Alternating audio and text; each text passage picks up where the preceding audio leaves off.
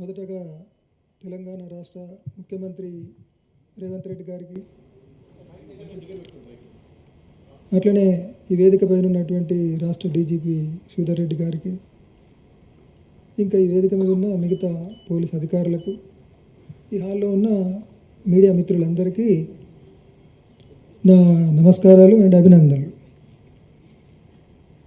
అయితే నేను చాలా సంక్షిప్తంగానే ఎందుకు ఈ నిర్ణయం తీసుకున్నానే విషయాన్ని చాలా సంక్షిప్తంగా చెప్పాలనుకుంటున్నా. అనారోగ్య కారణాల రీత్యా నేను రహస్య జీవితాన్ని వదిలి బహిరంగ జీవితంలోకి రావాలని నిర్ణయం తీసుకున్నా. అయితే అది వ్యక్తిగత జీవితాన్ని కొనసాగించడం కోసం మాత్రం కాదు అనేది స్పష్టం చేయాలనుకుంటున్నాను. ప్రజల సమస్యలపైన చట్టబద్ధ పద్ధతుల్లో, అంటే లీగల్ ఫ్రేమ్వర్క్లో పనిచేయాలని నిర్ణయించుకున్నాను నేను. అంటే దాని అర్థం నా రాజకీయ జీవితాన్ని కొనసాగించాలనుకుంటున్నాను. అలాగే దశాబ్దాల తరబడి నేను నమ్మిన సిద్ధాంతం ఏదైతుందో దాన్నే గైడెన్స్గా తీసుకొని పనిచేయాలని కూడా ఈ సందర్భంగా తెలియజేస్తున్నాను.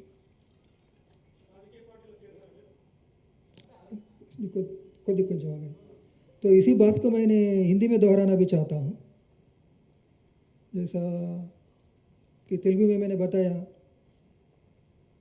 राज्य की माननीय मुख्यमंत्री जी को और यहाँ मंच पर उपस्थित डीजी श्रीधर रेड्डी जी को और उपस्थित तमाम पुलिस उच्च अधिकारीगण को और आप सभी लोगों को मेरा नमस्कार और अभिनंदन.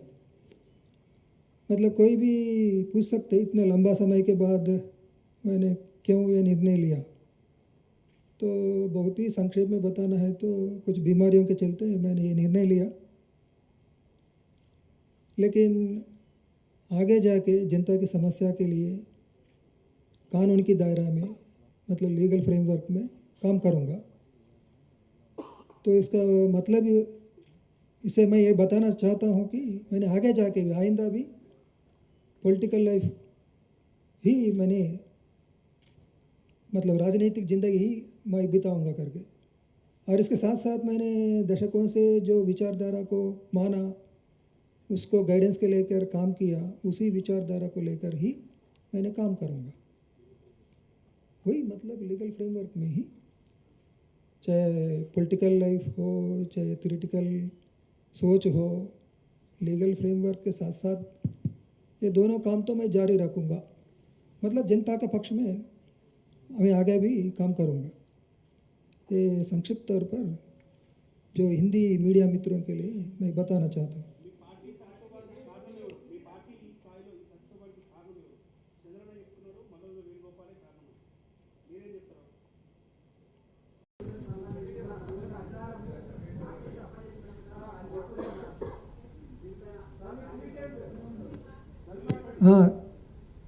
మీ మీడియా మిత్రులందరికీ విజ్ఞప్తి ఏంటంటే, ఇప్పుడు ఇది నేను ఎందుకు బయటకు రాదలుచుకున్నా అనే విషయాన్ని చెప్పడానికి పరిమితమై మాట్లాడదలుచుకున్నా.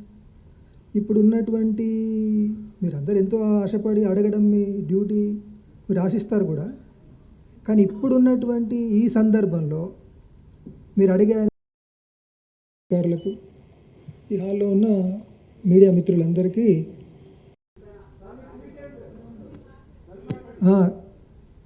మీ మీడియా మిత్రులందరికీ విజ్ఞప్తి ఏంటంటే, ఇప్పుడు ఇది నేను ఎందుకు బయటకు రాదలుచుకున్నా అనే విషయాన్ని చెప్పడానికి పరిమితమై మాట్లాడదలుచుకున్నా.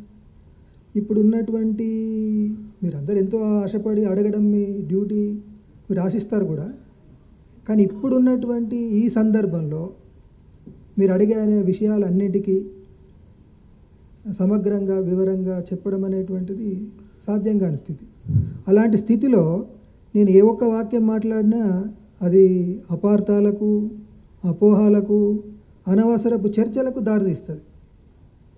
కాబట్టి ప్లీజ్ దాన్ని నివారించడం కోసం, అనవసరపు అపార్థాలకు, అనవసరపు చర్చలకు దారితీయకుండా ఉండడం కోసం నేను లేదా మేమిద్దరం నిర్ణయించుకుంది ఏంటంటే, మీరు ఎంత వివరంగానైనా కానీ ఎన్నైనా ప్రశ్నలు అడగచ్చు, ఎంతైనా కానీ చర్చ చేయవచ్చు. దానికోసం మేము తగినంత సమయం కేటాయిస్తాం. ఇంటర్వ్యూల రూపంలో వాటన్నిటికి కూడా జవాబులు ఇస్తాం. కానీ ఈ సందర్భంగా ఈ తక్కువ సమయంలో మీరు అడిగే ప్రశ్నలకు చెప్పే జవాబు అది ఉపయోగపడదు అనేది, ఈ స్థితిని అర్థం చేసుకుంటే బాగుంటుందని మీ అందరినీ అప్పీల్ చేస్తున్నాను. అంతే తప్ప వేరే ఉద్దేశం లేదు.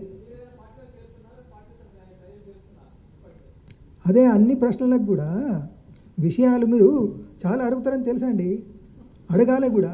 కానీ సందర్భం ఏంటిదంటే, నేను చెప్పాను అనుకోండి, మీరు అడిగిన విషయానికి ఉదాహరణకు 15 నిమిషాలు చెప్పాలి, కానీ నేను 2 నిమిషాలు చెప్తా.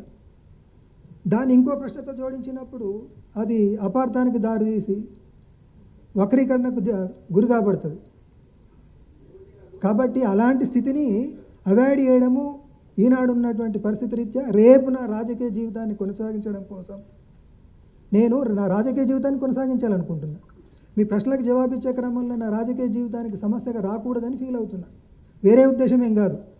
ఇది మిమ్మల్ని అగౌరవపరచడానికో మీ ప్రశ్నలు లెక్క పెట్టకుండా వివరించడం కోసమో చేస్తున్నటువంటిదిగా తీసుకోవద్దని కోరుతున్నా, అప్పీల్ చేస్తున్నాను.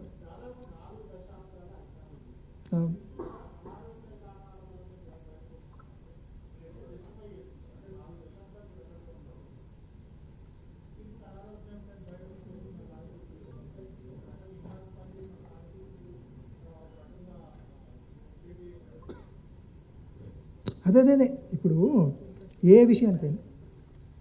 విషయానికైనా నేను కోరేది ఏంటంటే, మీ అందరినీ కోరేది ఏంటంటే, ఇది అయిన తర్వాత మీ అందరికీ తగినంత సమయం ఇస్తాం మేము. మీరు అడిగిన ప్రశ్నలన్నింటి వివరంగా జవాబు చెప్తాం, అది దానికి ఉపయోగపడుతుంది. Yeah, okay. Thank you very much, friends. Thank you.